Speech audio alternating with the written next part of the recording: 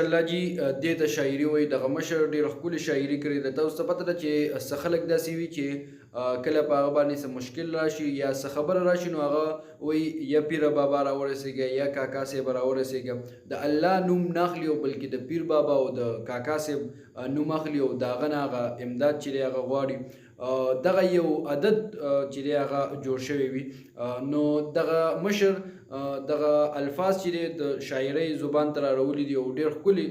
شاعري پې کړې ده چې په دغې پیرانو باندې او دا کم خلک چې د دغه کوډې منترې یا مطلب کم تعویضونه کوي یا د پیرانو نه د پیرانو له ځي او دغه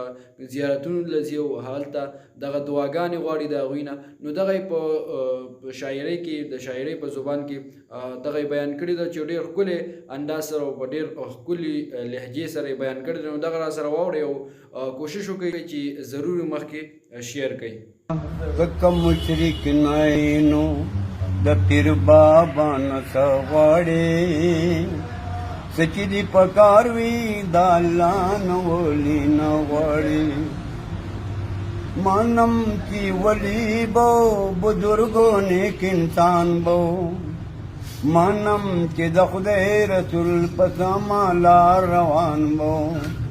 مانا ما چې و بو محبوب د پاک سبحان بو عالم قرآن بو عوامل قرآن بو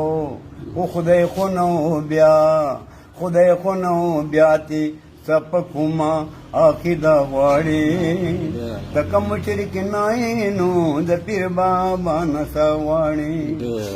کابولا دی او بابا ویوادولا دی بل بابا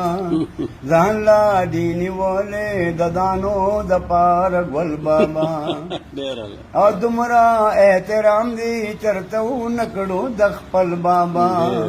بیا وای پپنا نه مقدمه کې میټي مل بابا کلاتی اولاد غواړي او کلاتی واده غواړي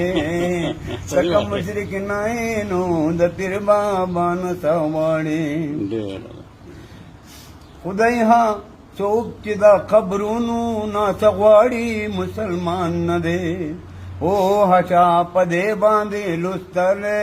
قرآن نه دی پوها پا وینا د محمد آخر زمان نه دی شرک نکا توبه نکړي صاحب ایمان نه دی هر سره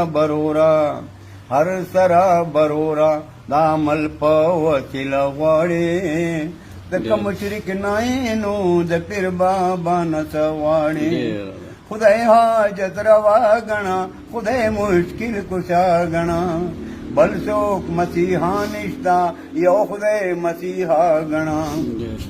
یو قرآن او بل حدیث دواړه رهنما گنا